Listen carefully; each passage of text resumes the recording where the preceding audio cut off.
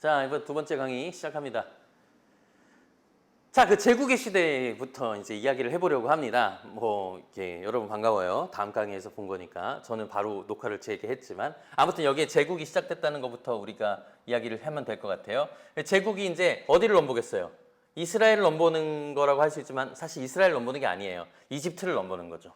또 다른 제국을 먹기 위해서. 그런데 나라가 여기는 사막이고 여기는 바다니까 어디를 통해야 비행기가 없으니까 이스라엘 땅을 밟아야 하는 거예요. 요렇게 오는 거죠. 요렇게.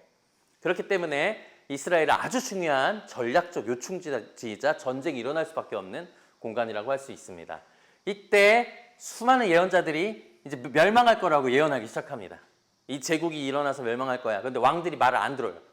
그래서 대비를 하지 못하거나 교만하거나 이런 문제들이 생겨서 결국 722년에 북이스라엘이 멸망하고 586년에 남유다가 멸망해요. 이렇게 외우시면 돼요.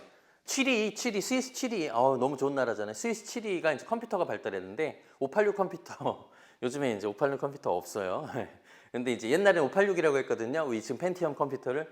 칠리에서 너무 컴퓨터를 잘 만들어. 586 컴퓨터 너무 잘 만들더라. 이렇게 외우시면, 저는 그렇게 외웠습니다, 여러분.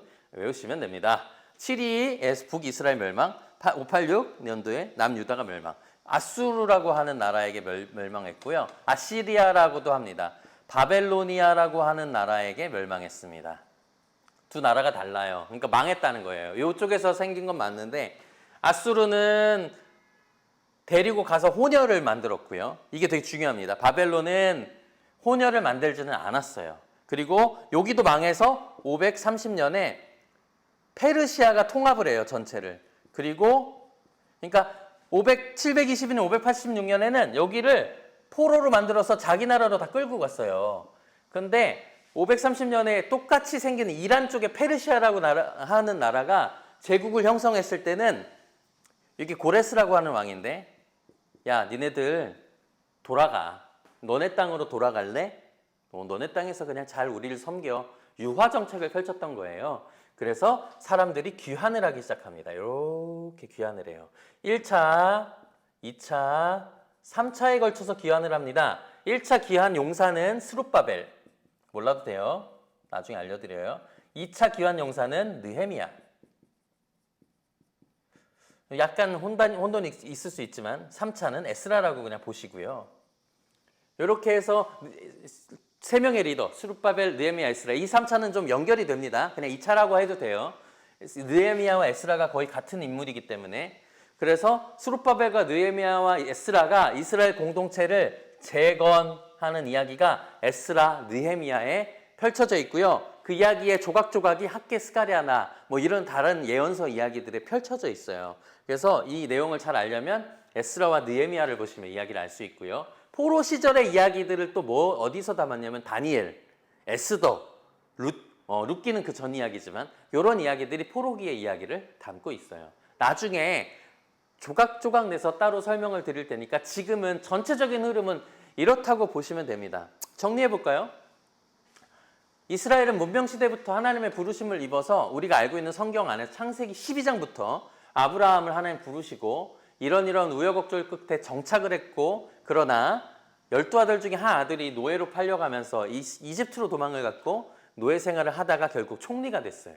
그런데 하필 모두가 죽는 대흉년이 들어서 이 형제들이 모두 이집트로 가는 바람에 이들이 다시 모이게 됐고 거기서 수백 년이 흐른 뒤에 이스라엘 요셉을 모르는 왕이 나타나서 그들을 노예로 삼았고 이 노예로 삼은 후에 이제 도망가야 되잖아요. 모세라는 사람과 함께 출애굽을 합니다. 일로 와요. 근데 이제 모세는 죽고 여호수아가 리더가 돼서 정착을 하고 근데 잘 정착을 못해서 하나님 훈련을 시키느라 사사기가 있었고 사사는 이제 하나님의 능력을 부여받은 지금으로 치면 슈퍼 히어로라고 보시면 됩니다.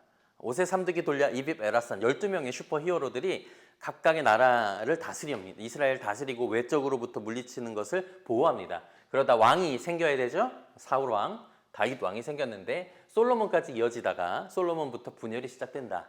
분열이 시작되고 나서 계속 하나님 말씀 안 듣다가 그리고 막판쯤에 제국의 시대가 도래하면서 북이스라엘이 722년, 남유다가 586년에 멸망했습니다. 그래서 포로로 다 끌려갔는데 530년에 페르시아라고 하는 이 나라는 착한 나라는 아니지만 뭐 제국이니까 유화 정책을 펼쳐서 이스라엘 백성들을 다시 자기의 땅으로 오게 하였더라. 이 530년에 고레스 칙령입니다.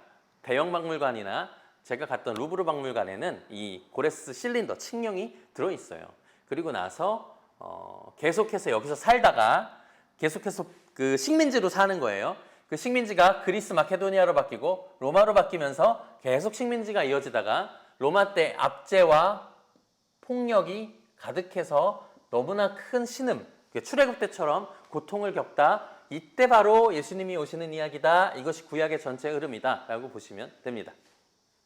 이 정도 하면 인트로로는 완벽한 것 같아요. 물론 1, 2부로 나눠야 되겠지만 짧은 시간이었지만 여러분 이 시간을 통해서 여러분 구약의 전체에 대한 흐름을 이해하셨으면 좋겠습니다. 그러면 저희 이제 키워드 중심으로 제가 살펴볼게요. 여기 설명 안에 키워드 10개 다 들어있는데요. 제가 좀 하나하나 설명드리도록 하겠습니다.